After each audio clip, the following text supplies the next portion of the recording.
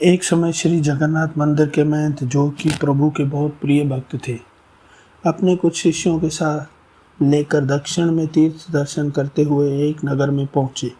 संध्या का समय था। मार्ग में बहुत ही रमणीय उपवन दिखे। महंत जी का मन हुआ यहीं कुछ देर विश्राम कर भोजन प्रसाद बनाकर हरि नाम कीर्तन किया जाए। संयोग से वह स्थान एक वारांगना का था। वारांगना वहीं के पास के भवन में रहती थी। महंत जी और उनके शिष्यों को इस बात का पता नहीं था कि जिस जगह वह रुके हैं, विश्राम व भोजन प्रसादी कर रहे हैं, वो स्थान एक वारांगना का है। वारांगना भी दूर से अपने भवन से हरि भक्तों की क्रियाओं का आनंद ले रही थी। द्वार पर बहुत सुंदर सुंदर श्वेत वस्त्र धारण किए हुए अपने साथ अपने ठाकुर जी भी लाए। आज मानो संतों के प्रभाव मात्र से पाप आसक्त उस वारांगना के हृदय में भी प्रभु का प्रेम प्रस्फुटित हो रहा था। स्वयं को बड़भागी जान उसने संतों को विघ्न न हो ये जानकर तथा उनके बारे में कुछ न बताकर दूर से ही अपने भवन से ठाकुर जी के दर्शनों का आनंद ले रही थी। जब सभी संतों का भोजन प्रसाद व कीर्तन समाप्त हुआ तो अंत में वह वारांगना ने एक थाली में बहुत सारी स्वर्ण मुद्राएं लेकर महंत जी के समक्ष प्रस्तुत हुई और महंत जी को प्रणाम किया। वह बताया कि यह स्थान मेरा ही है, मैं यहाँ की मालकिन हूँ। महंत जी को बड़ी प्रसन्नता हुई ये जानकर और आभार व्यक्त करते हुए उन्होंने भी कहा कि यह बहुत ही रमणीय स्थान है, हमारे ठाकुर जी को भी बड़ा पसंद आया। संकीर्तन में भी बड़ा मन लगा। वारांगना ने स्वर्ण से भरा हुआ थाल महंत जी की सेवा में प्रस्तुत किया। सच्चे संतों का स्वभाव होता है, वो बिना जाने किसी भी अयोग्य व्यक्ति का धन या सेवा नहीं लेते और शास्त्र भी अनुमति नहीं देता है। अतः महंत जी ने उस वारांगना से कहा, हम बिना जाने ये धन स्वीकार नहीं कर सकते। आपने किस तरह से ये धन अर्जित किया है? वारांगना ने भी द्वार पर आए उन संतों से झूठ न कहकर सारी बात सच सच बता दी कि मैं एक वारांगना हूँ, समाज के आसक्त पुरुषों को रिझाती हूँ, उसी से मैंने ये धन अर्जित किया है। इतना कहकर वह महंत जी के चरणों में पूर्ण समर्पण करते हुए फूट फूट कर रोने लगी। वह महंत जी से ठाकुर जी की भक्ति का दान देने का अनुग्रह करने लगी। महंत जी को भी दया आई उसके इस अनुग्रह पर, लेकिन वह बड़े धर्म संकट में पड़ गए। यदि वारांगना का धन स्वीकार किया तो धर्म की हानि होगी, और यदि शरण में आए हुए को स्वीकारा नहीं, मार्ग नहीं दिखाया तो संत धर्म की हानि होगी। अब महंत जी ने अपने जगन्नाथ जी का ध्यान किया और उन्हीं को साक्षी कर वारांगना के सामने शर्त रखी और कहा, हम तो ये धन स्वीकार नहीं कर सकते। यदि तुम हृदय से अपने इस बुरे कर्म को छोड़ना ही चाहती हो तो ऐसा करो। इस पाप कर्म से अर्जित हुई सारी संपत्ति को तुरंत बेचकर जो धन आए उससे हमारे जगन्नाथ जी के लिए सुंदर सा मुकुट बनवाओ। यदि हमारे प्रभु जी मुकुट स्वीकार कर ले तो समझ लेना माफ करके अपनी कृपा प्रदान की है। वारांगना का तो मन पहले ही निर्मल हो चुका था। महंत जी की आज्ञा शिरोधार्य कर तुरंत ही संपूर्ण संपत्ति बेचकर उसने जगन्नाथ जी के लिए 3 लाख रुपए का सुंदर मुकुट बनवाया। कुछ ही दिनों में वारांगना ने मुकुट बनवाकर अपने नगर से महंत जी के साथ जगन्नाथ मंदिर के लिए प्रस्थान किया।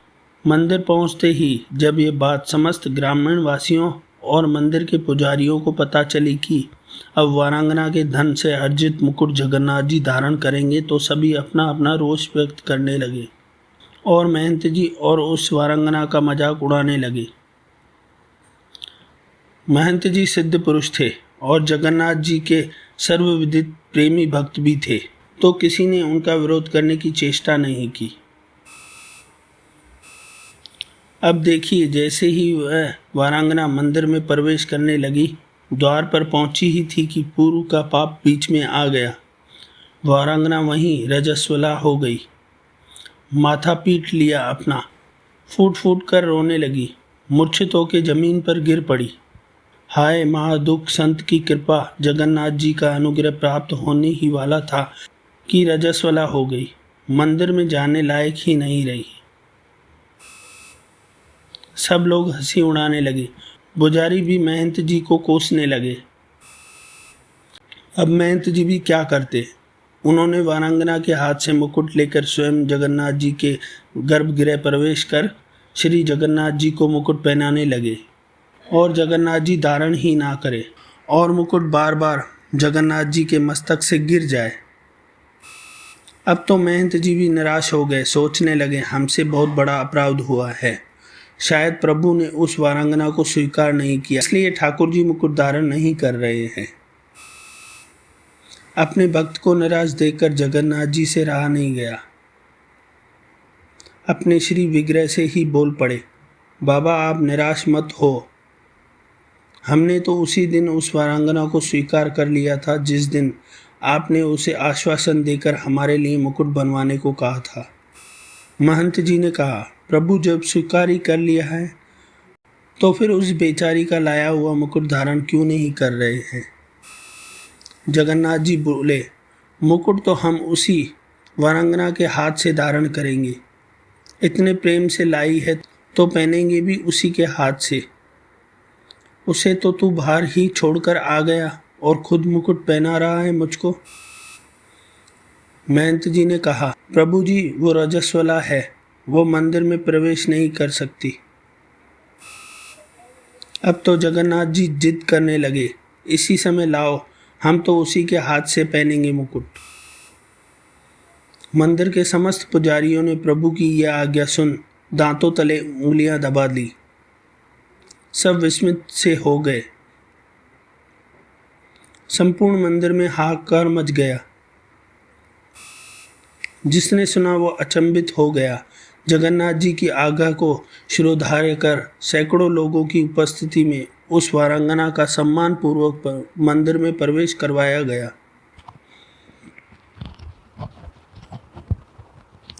अपने हाथों से वारांगना जगन्नाथ जी को मुकुट धारण करने लगी। नैनों से अविरल अश्रु की धारा बह रही थी। कितनी अद्भुत दशा हुई होगी। जरा सोचो, जगन्नाथ जी भक्त की इस दशा का तो आनंद ले रहे थे। जगन्नाथ जी का श्री विग्रह बहुत बड़ा होने के कारण ऊपर चढ़कर मुकुट पहनाना पड़ता है। भक्त की अश्रु से प्रभु के संपूर्ण मुखारबिंद का मानो अभिषेक हो गया। वारांगना के मुख से शब्द नहीं निकल रहे, नैन अविरल अश्रु बहा रहे हैं। अवर्णनीय दशा है। आज जगन्नाथ जी ने उस प्रेम स्वरूप भेंट स्वीकार करने हेतु अपना मस्तक नीचे झुका दिया और मुकुट धारण कर उस वारांगना को वो पद प्रदान किया जिसके लिए बड़े बड़े देवता, संत, महात्मा हजारों वर्ष तप अनुष्ठान करते हैं, पर उन महाप्रभु का अनुग्रह प्राप्त करने में असमर्थ रहते हैं। कोटि कोटि वंदन है ऐसे संत को जो उस अनअधिकारी वारांगना पर अनुग्रह कर श्री गोविंद जी के चरणों का अनुसरण करवाया। वास्तव में प्रभु का यही शाश्वत सत्य स्वरूप है। सिर्फ और सिर्फ प्रेम से ही रिश्ते हैं। लाख जतन कर लो, हजारों नियम कायदे बना लो, परंतु यदि भावपूर्ण भक्ति नहीं है तो सब व्यर्थ है। दीनदयाल करुणा निदान। प्रभु तक जब किसी भक्त की करुणा पुकार पहुंचती है तो अपने आप को रोक नहीं पाते और दौड़े चले आते हैं निज भक्त के पास। प्रभु तो स्वयं प्रेम की डोरी में स्वयं बंधने के लिए तत्पर रहते हैं, परंतु उन्हें निश्चल प्रेम में बांधने वाला कोई विरला ही होता है। दोस्तों, आपको ये वीडियो कैसे लगी मुझे कमेंट करें। वीडियो को लाइक और चैनल को सब्सक्राइब करें। जय जय श्री राधे। ओम नमो भगवते लक्ष्मी वासुदेवाय नमो नमः।